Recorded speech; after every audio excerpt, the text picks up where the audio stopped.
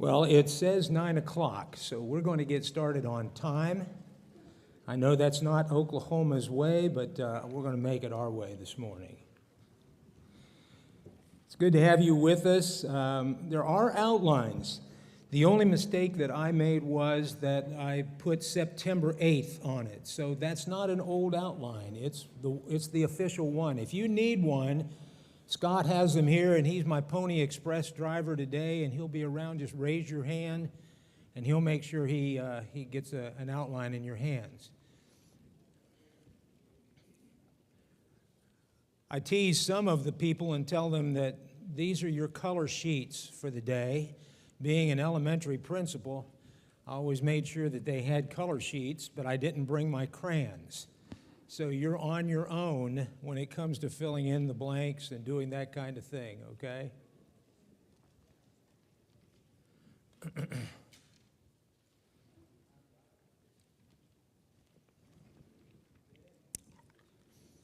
If you're visiting with us, and I'm looking around, don't see too many visitors, but it's good to have you with us, and we thank you for being here. There's a lot of really good things that go on in our Bible classes, and right now the elders are so appreciative that we have the opportunity to divide up and to move from class to class. Last week I was in the 20s. I learned some interesting things about the 20s class yesterday. They're a whole lot younger than I am. And that just means I have to work with that as I go in. But I'm glad to be with you. If you're streaming with us today, we applaud the opportunities that we have to make sure that no one is left out of any of the studies that we are doing. And the elders are so pleased that we have this opportunity to come in and to talk to you about stewardship. And we're going to get to that in just a few minutes. I know this is the auditorium, and I know that you are silenced as you come through those doors and you don't get to say anything, okay? But if you'll raise your hand or jump up or do whatever and you have a thought, I'll try to see you and recognize you, and we'll have some time for comments if you want to make them. Most of my questions are questions that I'll ask and then I'll answer. Is that fair? Just smile or shake your head, because I know when I look at you, that's okay, all right? Well, I'm 3 minutes ahead of the go bell, and I think that's good. Now, if I don't end up, I've already asked Tim to make sure that if we go beyond, that he doesn't get to preach as long today. So just hang with me, hang with me.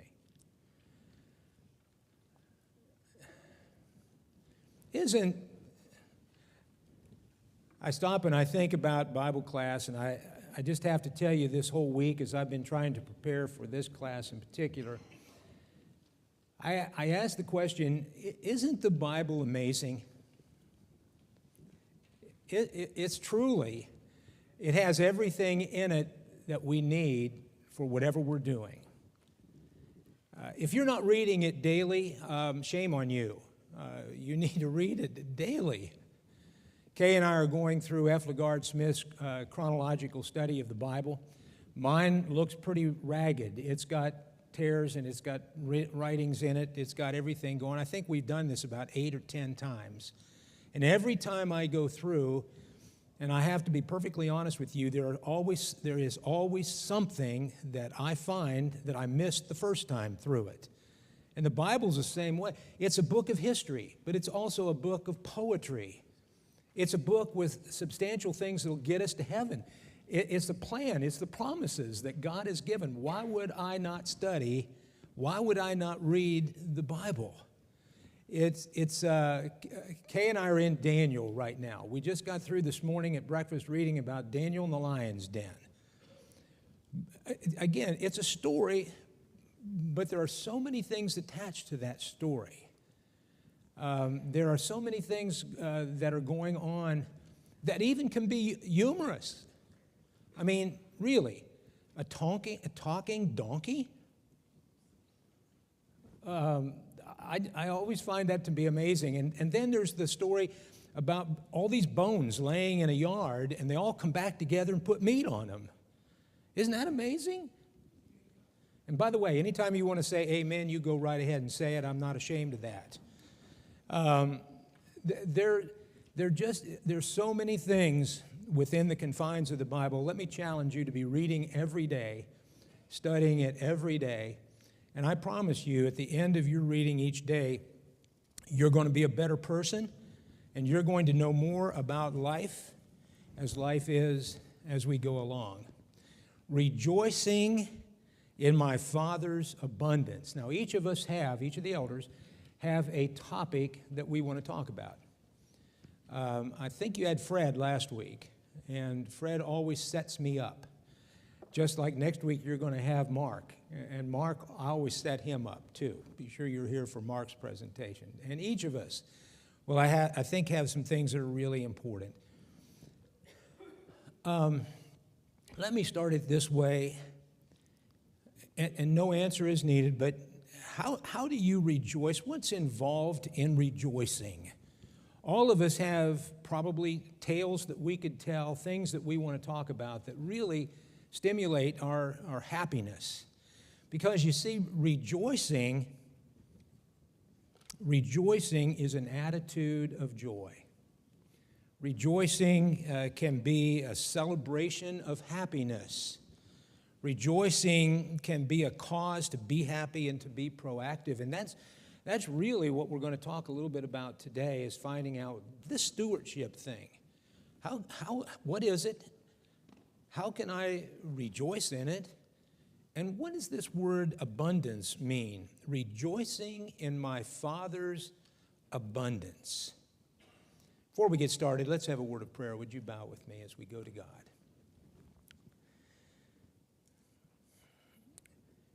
God, we're so thankful that you have given us hope, that you have given us direction, that you have given us promises that are so, so important to us as we live this life on this earth. And Father, as we pray to you today, we're asking you to help us to see our blessings, to understand the abundance of things that you give us every single day. Father, we're so thankful that you have given us opportunities to gather together, to be your children, to understand your word, and to focus on the things that are important in this life as it leads to eternity. Watch over us, bless us today as we study. Bless this class as they listen. May I teach in such a way that will glorify your name. And it's through Jesus that we pray. Amen. Okay, we got to start with what is an abundance. I've got an abundance of this. I've got an abundance of that. I feel like maybe I don't use that word enough, but there's an abundance of things going on. There's abundant sunshine. There's abundance of rain. We don't know what that is, by the way, but there's an abundance of things that we just simply can talk about that we have, don't we? You see, this can only be determined and decided by the stewardship in the kingdom. I can live a miserable life, still be a Christian, I guess. But what I'm trying to find out is how I can use the abundant gifts that God has given me to rejoice in that, to be happy in that, to be content, to be committed to God in that. It's better for me to think about serving than it is to be served. You see, that's why Jesus came. He came to save the lost, but he also came to be a servant.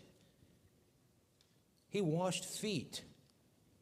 He did some extremely wonderful things with this idea of blessings. Charles writes in his notes, and Charles, I'm going to quote you a little bit here, but he says, the abundant blessings that God has bestowed on his children must be considered if proper stewardship is to be understood and exercised. Did you get that? Does that make sense? The abundant blessings that God has bestowed on his children, that's you and me. He's bestowed these gifts to you and me. He's wanting us to know that I've given you these things to be happy in, to rejoice in. We must consider all of these things if proper stewardship is to be understood and to be exercised. You see, stewardship is a verb. It's something we do. It's something that we see ourselves involved in and we are doing all the time.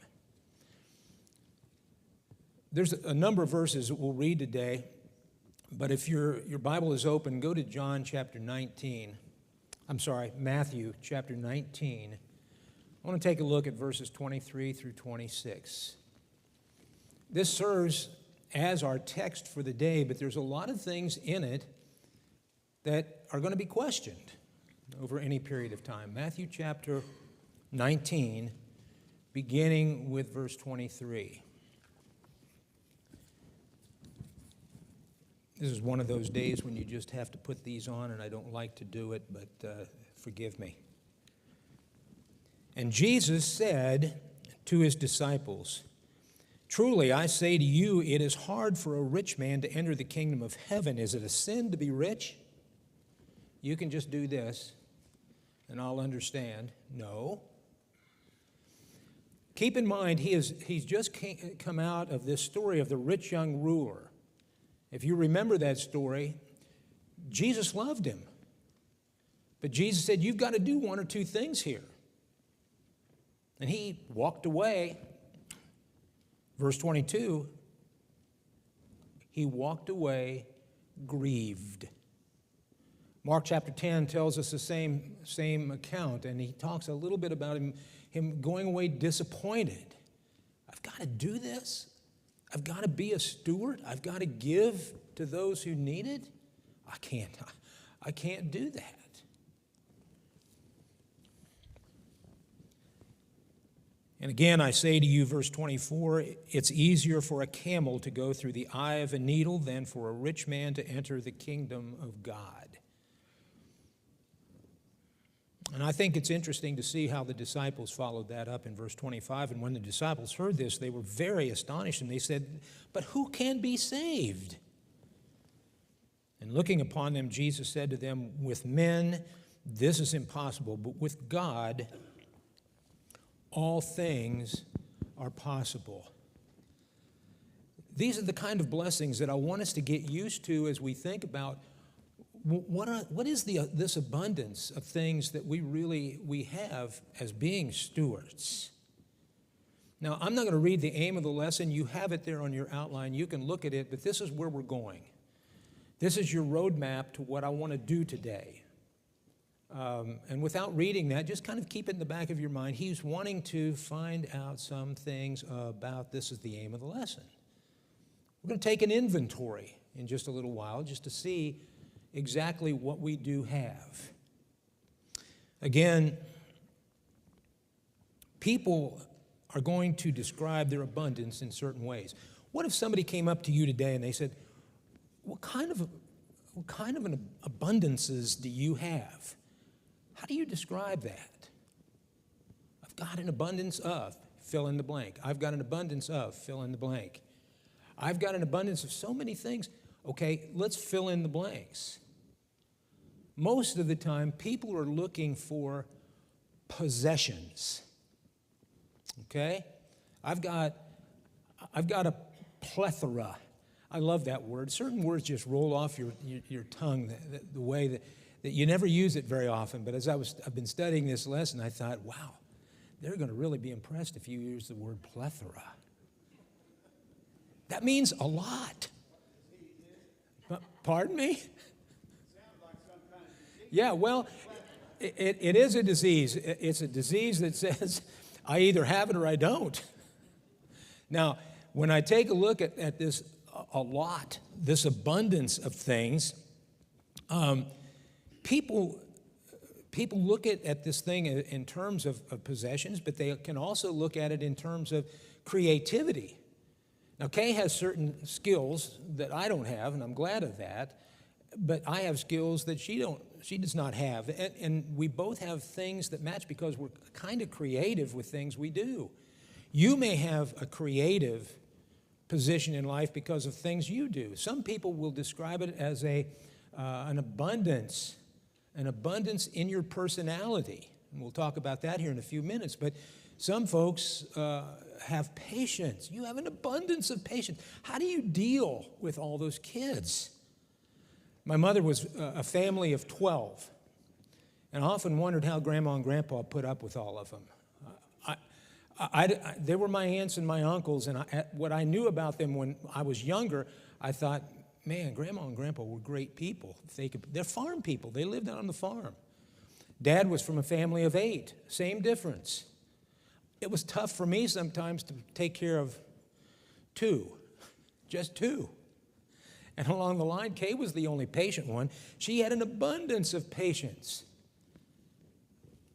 Mine was just the opposite. Mine was the kind of plethora. I was unpletherized. I make up new words as we go, by the way, so just excuse me for some of those things. Charles says, if proper stewardship is to be understood and exercised, we must understand 3 things. And they're on your page, I think it's number 2. We need to be aware of 3 things. Number 1, that God is the total source of all we possess. He's the source. Where'd we get him? Where'd we get that stuff? How'd we come about with them? Because God was the source. Number 2, our Father is the owner of everything we possess. For a long time, I kind of moved away from that. I mean, if you come to my house, and I have a wood shop, and in the wood shop I have several tools. I have a bill of sale for those tools. I paid for those tools. They are my tools. I own them. And I had difficulty thinking, wait a minute. Let me put it this way. I own them jointly with God. If He's the source, then everything I have is joint ownership with God. If it's the vehicles we drive, if it's the clothes we wear, if it's the food that's in the pantry, doesn't matter. We are joint owners together with God.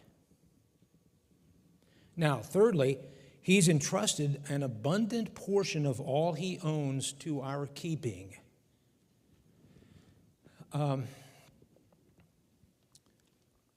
When we were much younger and the kids were growing up, a lady came up to me one time because we were having a discussion about children, and she said, Wayne, keep this in mind. The children you have are God's. They are gifts to you. They're just gifts. You don't rent them. You don't buy them. You don't possess them. They are gifts to you. So along the way, you take the ribbon off, you undress the package, and lo and behold, you have children that it's your charge to nurture, to discipline, to bring up in the faith. And hopefully someday they'll come back to me, to God, and we'll all rejoice in heaven because of the way you handled the precious gift that I'm giving to you. I hear so many, being an elementary principal, I had so many parents who would come in and say, that's my child. That's my family. That's my kids. And I had to think in my mind, do I start this or do I stop it here? These are gifts. And God gives us those gifts to take care of. To better understand a steward's responsibilities, I listed 3 passages there that are interesting to look at. Luke chapter 12, if we're going to be able to see the responsibilities of a steward, Luke chapter 12, verse 42, and the Lord said, who then is that faithful and wise steward whom his master will make ruler over his household? 3 or 4 weeks ago, I mentioned this in the 60s class. It reminds me, think about Bible characters, will you? Who does that remind you of in the Old Testament? Well, it reminds me of Joseph. Genesis chapter 39, again in Genesis chapter 41, we're told that that Joseph was in charge of his master's household. And three things come to mind from that. Number one, why did that happen? Well, it happened because God made it happen. Joseph was a trustworthy person. He handled all of the stewardship that was in his master's home, and he did it well. He was trustworthy. Number two, he was accountable. I'm accountable to these. I'm where the buck stops, right here, that Joseph said. And following all these things, we're also told that he deserved and was rewarded with rewards. And we're well aware of some of the things that Joseph was able to do in the kingdom there. So as we remember and as we look at this passage in Luke, I have to think about stewardship. Luke chapter 16, verses 1 and 2, he also said to his disciples, there was a certain rich man who had a steward, and his steward was reported to him as squandering his possessions. And he called him in and he said to him, what is this I hear about you? Give an account of your stewardship, for you can no longer be a steward. We know that stewardship can be taken away from you because in this case he was squandering it all. That's another one of those words that kind of rolls off, squandering. Okay? It just means he was wasteful. He was not productive with what God had given him. There's a lot to be said about Luke chapter 16, and if I'm just referencing it today, you can read on and see what's important about it. Galatians chapter 4, Paul writes, now I say that the heir, as long as he's a child, does not differ at all from a slave, though he is a master of all, but he is under guardians and stewards, or one version says managers, until the time appointed by the Father. Let me talk, on the outline, I think it's number 4, the qualities of being a steward. Qualities of being a steward. Parenthetically, let me just say to begin with, there is a difference in my mind. There is a difference between qualities and qualifications. Qualities and qualifications. That may not seem like that's important, but as I interviewed prospective teachers through the years, one of the things that I recognized was that this person, we'll call him person A, had all of the needed qualifications. They had completed college degree. They had done everything that they have done to show that they are responsible, accountable people to be a teacher.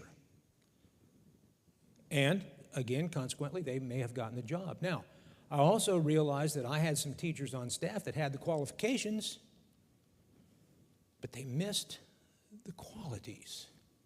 And I would talk to some of them and I'd say, listen, the qualities that I'm looking for is someone in their personality who loves and cares. See, that's not on the qualifications of a teacher, but it should be because of what qualities that we exhibit even in the church as stewards. So I list these 4 things telling you that the qualities of a good steward, first of all, is faithful.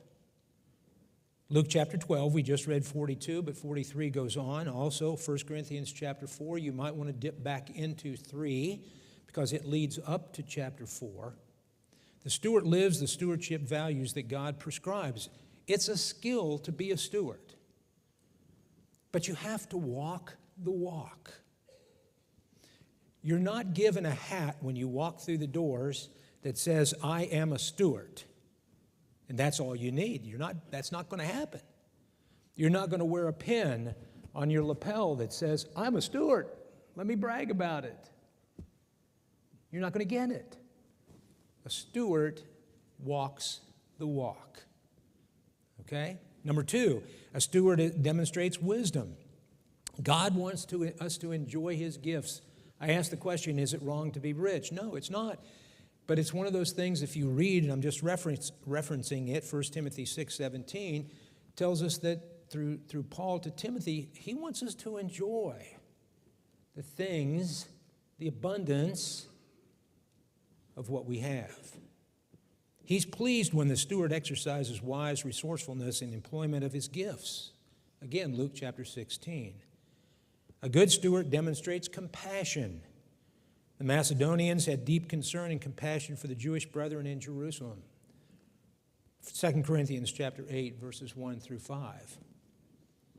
But compassion was something that was missing in the rich young ruler's persona. He walked away from it. His focus was not on Jesus, it was on himself. If he had thought about it, as the writer of the Hebrew letter said in chapter 12 and verse 2, we need to focus on Jesus. Because when we do, stewardship becomes that walk that we're talking about. How can I become a good steward even though I have limited resources? And we'll speak to that. Now, with those qualities in mind, faithfulness, wisdom, compassion, and capable talent, let's talk about this idea of abundance a minute. The word abundance is a Latin word, and it comes from and means a wave that overflows. A wave that overflows.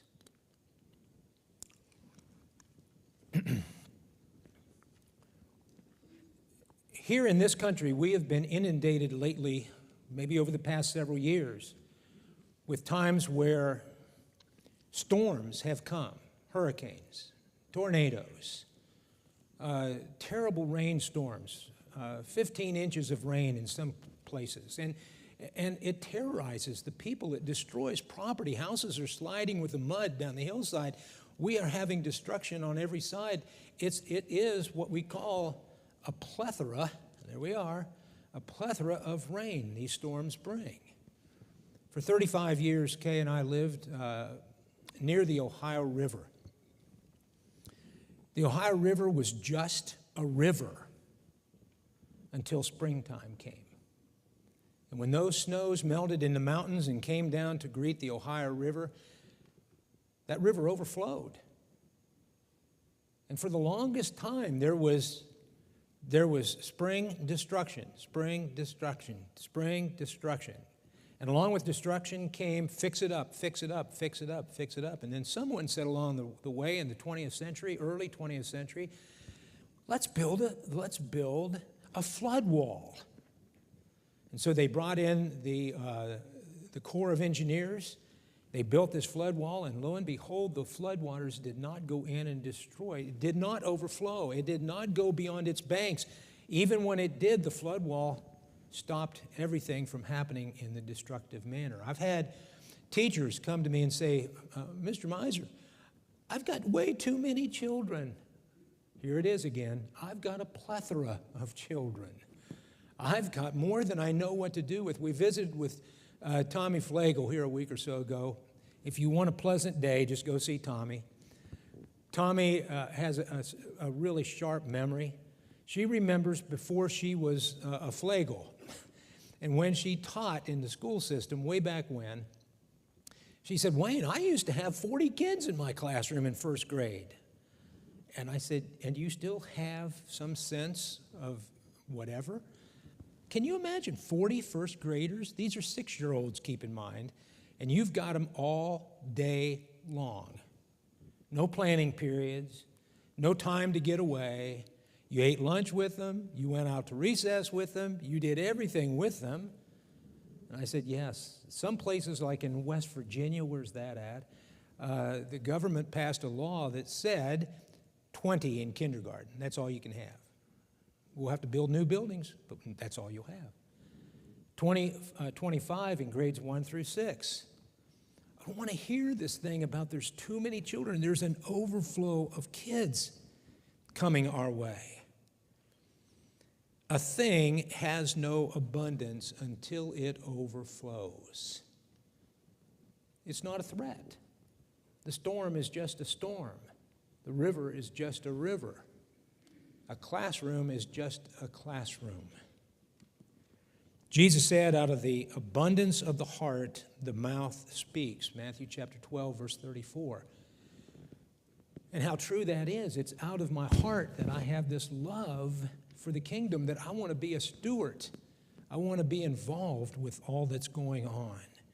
Paul wrote in 2 Corinthians chapter 9, verse 8, "And God is able to make all grace abound, if I may, overflow in you, so that in all things, at all times, having all that you need, you will abound in every good work." So, if the sink is full and there's a drain and water is running out of it, you're safe.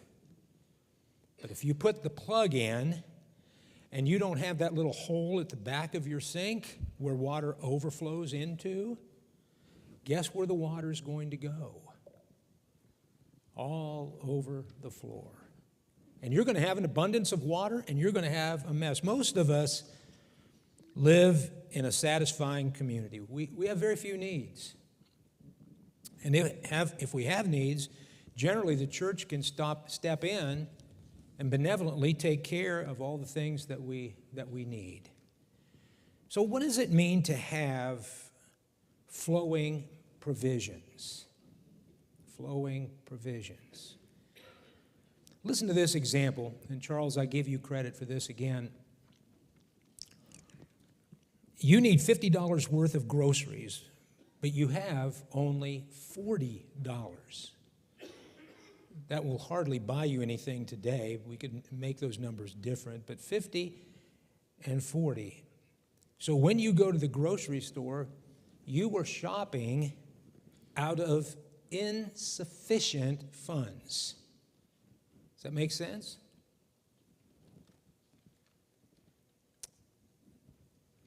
If you have $50 and you need $50 worth of groceries, you're shopping out of sufficiency. And I would say to Kay, along the way, we made it. $49.79. We had just enough with 3 or 4 or 10 cents left over to do with whatever we wanted to do with. When we married in 1969, I was not the person to take care of our money. So we hired a CPA, Kay.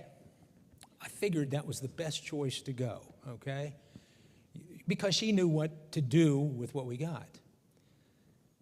My salary back then, monthly, was $444.44. I can remember that to the day. 44444. That's what I got. And we lived by it. But she said to me, here's the way we're going to have to live. Bring me some white envelopes. So I brought the white envelopes to her, and she wrote on one, you'll know where I'm going with this, church. And after we got the check cashed, we put what we could afford into the church envelope. Then we had to have gasoline for the car. So we wrote gasoline. Oh, by the way, it was only 32 cents a gallon when we got married, so it was pretty easy to take care of that. And we didn't travel anywhere, so there we were. We needed groceries.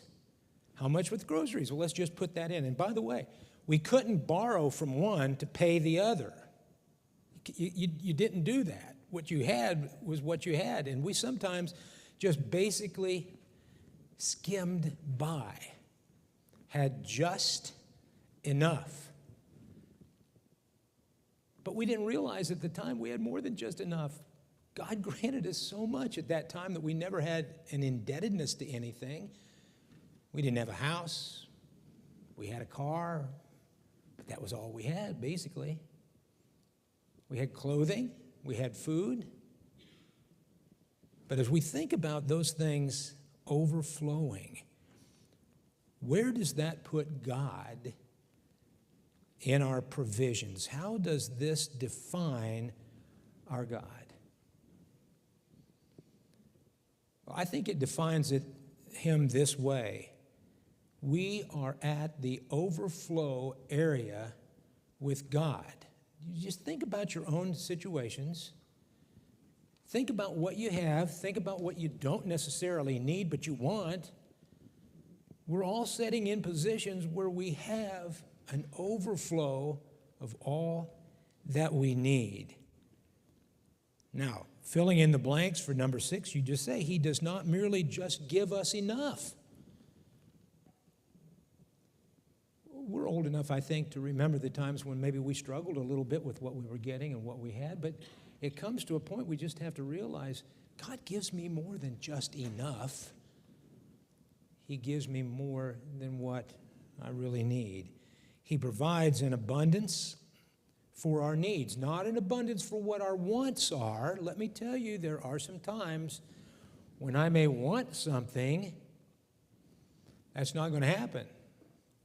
I don't need it. My God shall supply all my needs according to His riches in the glory by Jesus Christ. Philippians chapter 4, verse 19. Let's talk a little bit about provisions which God has entrusted to us, okay? Can I tell you a story? I'm going to tell it anyhow, so just nod your heads. We'll be okay. I had a friend back in Parkersburg, West Virginia. His name was Rick. Rick and I did everything together. We camped, we fished, we played softball, we went bowling. We did everything together. He had a son, I had a son. They got together. They were buddies. We had everything in common. We weren't deacons in the church, but we handled all of the education stuff in the church. We got teachers ready for vacation, Bible school. He'd call me, I'd call him. We did everything together. And I remember one time he came up to me and he said, Wayne, I can't sleep at night.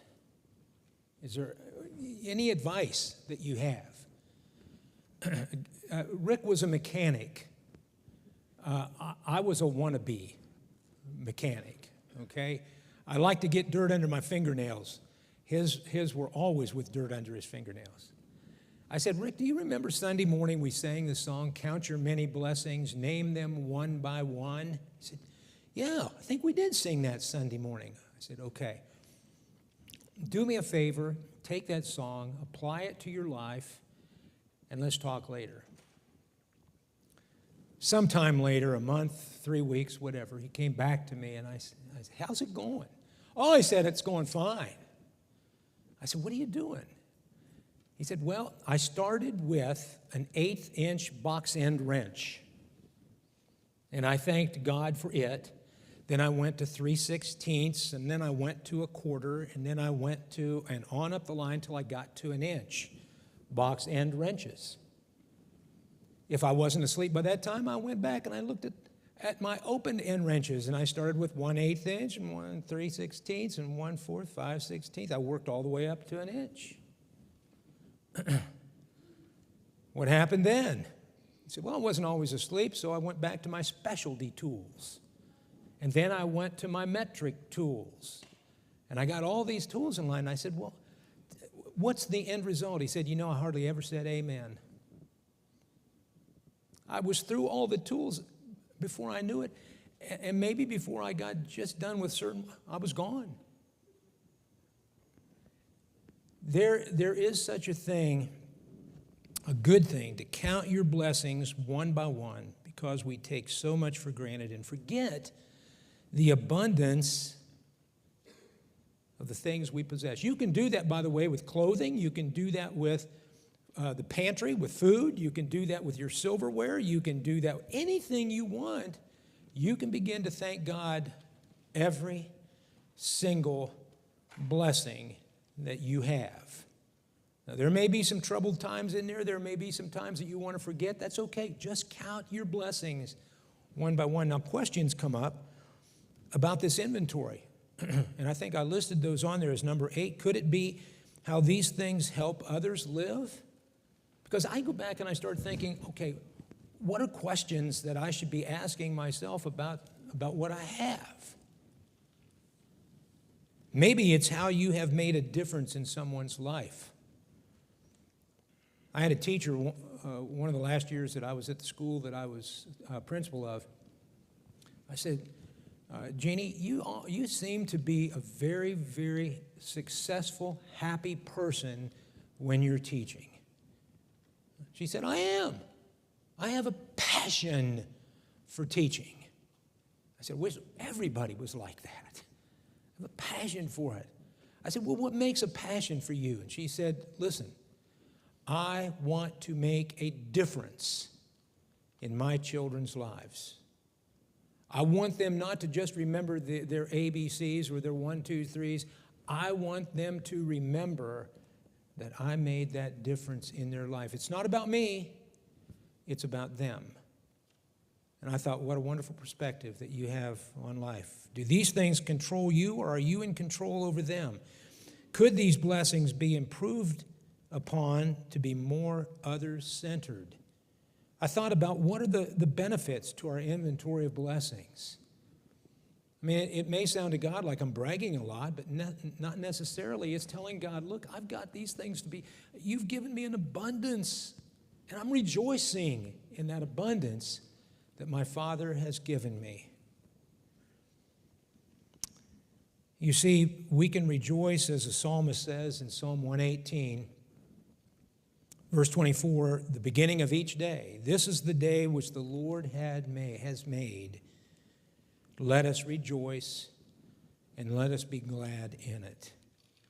There are benefits to the abundance of God's riches, and most of those come with things that we do have. They're possessions. But we need to be happy. We need to be glad. We need to be excited about everything we have. Do you know a person? I'm going to wind down because I can read the clock on the wall, and we'll be done here soon. Do you know a person or people who are downcast most of the time? I told this, I go over the story with Kay, and she'll say, that sounds like you. And I said, well, maybe on some occasions I do act this way, but they see the half-empty glass of water. She said, that's you. And they always seem to have the woe is me attitude. She said, that's you. She made me feel real good that day. There's no light at the end of the tunnel for them. They live a life of despair and communicate negativity to whomever they come into contact with. Their goal in life is to make you as miserable as what they are. Do you know people like that? A person like that? I have to admit, I'm like that every once in a while. And it's one of those things that you just have to, Kay will finally say to me, she made this little thing up, or maybe I did, and she's using it, but she'll say, go away. I said, go away. What's going? G-O-I. Get over it. And so anything that comes up that I'm down on, she's got me going up with because I didn't count the abundance of blessings that God's given me. And there are some questions to help me understand that stewardship. Do I possess my possessions, or do they possess me? Do they control the kinds of decisions I make? We all make decisions. Why are you here this morning when you could have been out in a boat on the water, but it's going to rain? Don't worry about it. Some people would say, I can't go to church. I've got to play golf on Sunday morning. It's the only day I get to play golf. Some people will say, oh, well, listen, I've got so many maintenance things around the house. I've got to take care of all of them. Church is church, but getting maintenance things done is important. I've got to wash the car. And by the way, if you want rain, wash your car. We washed both of our vehicles a couple weeks ago, and lo and behold, we got rain. So Kay said last night, we need to wash our cars. Maybe not today, but tomorrow. Do I find my security in my stuff? Do the actions of my stewardship say life consists of the abundance of my possessions? And finally, do you sincerely desire God's wisdom in making difficult stewardship decisions? You see, Charles says, and let me close with these two thoughts. God has lovingly, graciously, and generously bestowed on us every benefit we need to succeed in life. Did you hear that? God's given us these things that we can succeed in life. Being a steward of God's abundant provisions is a great honor in which we gladly accept. And with David, we say, one of my favorite Psalms is 103, the first 5 verses. Bless the Lord, O my soul, and all that is within me. Bless his holy name. Bless the Lord, O my soul, and forget none of his benefits, I'd like to put me in this next part of this. Who pardons all of my inequities? Who heals all my diseases? Who redeems my life from the pit? Who crowns me with loving kindness and compassion? Who satisfies my years and good things so that my youth is renewed like the eagle? Psalm 103, 1 through 5. I can't help but when I read this to just smile. It tells it all. Truly there is rejoicing in my Father's abundance.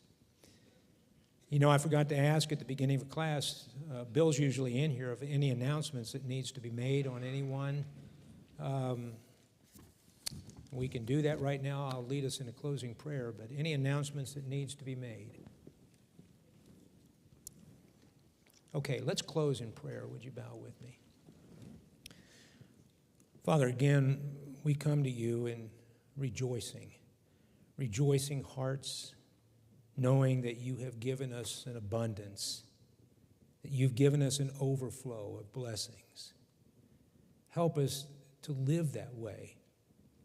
Help us to see the end of the tunnel. Help us to know that we don't need to go around saying, woe is me. We need to go around and saying, God is great. God is good. God will help me through every storm in life. In Jesus' name we pray. Amen. Thank you for being here. I think things are going to start happening, so let's get ready.